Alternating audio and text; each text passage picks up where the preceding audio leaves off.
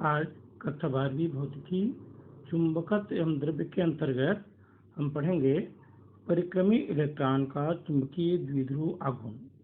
जैसे कि हम जानते हैं कि प्रत्येक पदार्थ असंख्य परमाणुओं से मिलकर बना होता है। प्रत्येक परमाणु में धनावेशित नाभिक होता है और ऋणावेशित इलेक्ट्रॉन होते हैं। नाभिक के चारों ओर प्रत्येक दिशा में परिभ्रमण करते रहते हैं, जिसे इलेक्ट्रॉनों की कक्षीय गति कहते हैं। इसके अतिरिक्त इलेक्ट्रॉन ग्रहों की भांति अपनी धुरी पर भी घूमते हैं, जिसे चक्रण गति या स्पिन मोशन कहते हैं। कक्षीय गति और चक्रण गति करता हुआ प्रत्येक इलेक्ट्रॉन एक धारालु या चुंबकीय द्विध्रुव की भांति व्यवहार करता है, जिसके कारण चुंबकीय द्विघूर्ण उत्पन्न होता है। यहाँ हम इलेक्ट्रॉन की कक्षीय गति के कारण उत्पन्न होने वाले चुंबकीय द्विध्रुव आघूर्ण का व्यंजक ज्ञात करेंगे। इसके लिए मान लेते हैं कि ए क्षेत्रफल वाला कोई धारा लूप में आई धारा प्रवाहित हो रही है, जिससे उसका चुंबकीय द्विध्रुव आघूर्ण इस समीकरण से ज्ञात कर सकते हैं। m = IA पिछले वीडियो में व्यंजक ज्ञात किए थे। यहाँ m की जगह में μ1 लिया गया। μ1 = IA। नाभिक के चारों ओर परिभ्रमण कर रहे इलेक्ट्रॉन को धारा लूप के समान माना जा सकता है और मान लेते हैं कि m द्रव्यमान और E आवेश का इलेक्ट्रॉन नाभिक के चारों ओर r त्रिज्या की वृत्तीय कक्षा में v वेग से दक्षिणावर्त दिशा में परिक्रमा कर रहा है तथा उसका आवर्त काल t है। इसे वामावर्त दिशा में बहने वाली धारा के समतुल्य माना जा सकता है। चित्र में आप अभी जो वर्णन किया गया उसे देख सकते हैं। तो इसके कारण यहाँ धारा I = E/T। ये सूत्र आप I = Q/T से पढ़ते हैं। Q कुल आवेश होता है, उसकी जगह पर एक इलेक्ट्रॉन का आवेश E, किंतु T = दूरी बटे 4। दूरी एक पूरी परिक्रमा के बराबर होता है, इसलिए 2πr और 4v। तो I = E/T का मान रख देंगे 2πr/v और v को ऊपर ले जाएंगे तो I = EV/2πr। इस प्रकार I का मान जब यहाँ रख देंगे तो μ1 जो समीकरण पहले मिला था, μ1 = EV/2πr × A। इसको और हल करेंगे तो EV/2πr, A को πr², क्योंकि वृत्त का क्षेत्रफल A का मान πr² होता है, या μ1 = हल करने पर EVr/2। इसकी दिशा कागज के तल के लंबवत ऊपर की ओर होती है।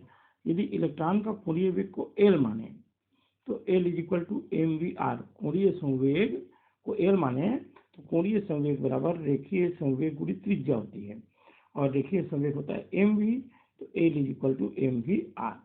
इसी दिशा कागज के तल के लंबवत अंदर की ओर होती है। इसमें यदि मान रख दें समीकरण 4 में तो Vr = L/m प्राप्त होगा। इस प्रकार हल करने पर μ1 का मान EL/2m होगा। पक्षांतर कर देंगे μ1/L तो बचेगा E/2m, और E/2m एक नियतांक होता है। इस अनुपात को घूर्ण चुंबकीय अनुपात कहते हैं। इलेक्ट्रॉन के लिए इसका मान 8.8 × 10 कूलाम प्रति किलोग्राम होता है। तो इस रूप में इसको वेक्टर μ1 = -E/2m × L लिख सकते हैं। यह माइनस यह दर्शाता है कि μ1 और L की दिशाएं एक दूसरे के विपरीत हैं। बोर के परमाणु सिद्धांत के अनुसार किसी भी इलेक्ट्रॉन का कोणीय संवेग h/2π के पूर्ण गुणज के रूप में होता है। अतः L = nh/2π, जहाँ n एक पूर्णांक है जिसके जगह पर 1 2 3 इस प्रकार से मुख्य संख्या क्वांटम संख्या के रूप में लिख सकते हैं, और h प्लांक नियतांक। L का मान यदि रखें तो μ1 का मान E/2m nh/2π। हल करेंगे तो μ1 का मान n ph/4πm होता है।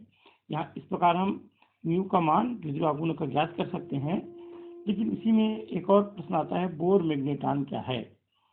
हाइड्रोजन परमाणु की प्रथम कक्षा में परिक्रमा कर रहे इलेक्ट्रॉन से संलग्न कक्षीय चुंबकीय द्विध्रुव आघूर्ण को बोर मैग्नेट्रॉन कहते हैं। इसको μb बोर के नाम से प्रदर्शित करते हैं, और इसका मान 9.27 × 10⁻⁻24 Am/m² होता है। n का मान यदि 1 रखें, क्योंकि प्रथम कक्षा में बोला गया है, और इस मान को यदि यहाँ रख के हल करें तो म्यू बी का मान EH/4πm होगा। ऊपर जो समीकरण 6 आया था उसी में मान रखेंगे n की जगह पर a, तो mu B equal to EH/4πm। इसी मान को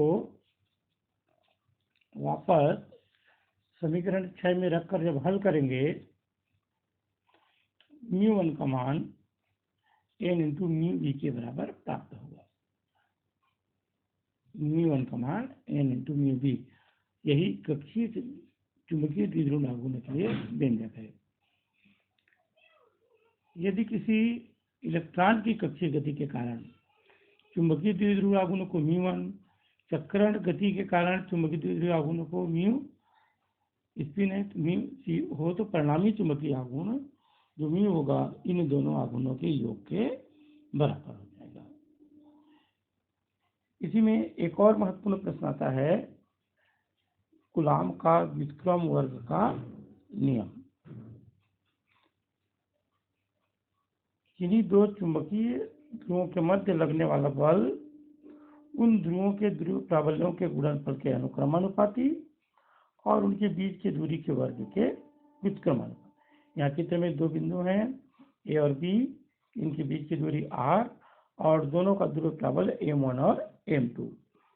तब m1 और m2 ध्रुव प्राबल्यों के बीच लगने वाला जो बल का मान होगा, इस कथन के अनुसार F is proportional to m1 into m2, दोनों के ध्रुव प्राबल्यों के गुणनफल के समानुपाती, और F is proportional to 1/r², दूरी के वर्ग के व्युत्क्रमानुपाती। दोनों को यदि एक साथ मिला दें तो F is proportional to m1 m2/r², समानुपातिक चिन्ह को हटाने के लिए एक नियतांक का गुणा कर दें तो F is equal to k m1 m2/r²। और ये k का जो मान होता है या इन दोनों के बीच के माध्यम और मात्रा की पद्धति पर निर्भर करता है। एसआई पद्धति में यदि वायु निर्वात लेते हैं तो k का मान μ0/4π होता है, जिसे वायु निर्वात की निरपेक्ष चुंबकशीलता या निरपेक्ष पारगम्यता कहते हैं। इस मान को यदि रख के हल करें तो F का मान μ0/4π m1 m2/r² न्यूटन होता है। लेकिन म्यू का मान 4π × 10⁻⁷ हेनरी प्रति मीटर होता है। इसको रख देंगे तो F का मान 10⁻⁷ m1 m2/r²। लेकिन यदि माध्यम वायु या निर्वात न होकर कोई अन्य माध्यम हो तो F is equal to μ/4π m1 m2/r²। इस प्रकार यदि F का मान 10⁻⁷ न्यूटन, R का मान 1 मीटर और m1 और m2 के मान को बराबर लें तो 10⁻⁷ इसको हल करेंगे तो m का मान प्लस माइनस बनाएगा, जो एकांक ध्रुव की परिभाषा बताता है। अर्थात एकांक ध्रुव वह ध्रुव है जो वायु या निर्वात में 1 मीटर की दूरी पर स्थित समान परिमाण के सजातीय ध्रुव को 10⁻⁷ न्यूटन के बल से प्रतिकर्षित करता है, और ध्रुव प्राबल्य का जो मात्रक होता है एम्पियर मीटर होता है।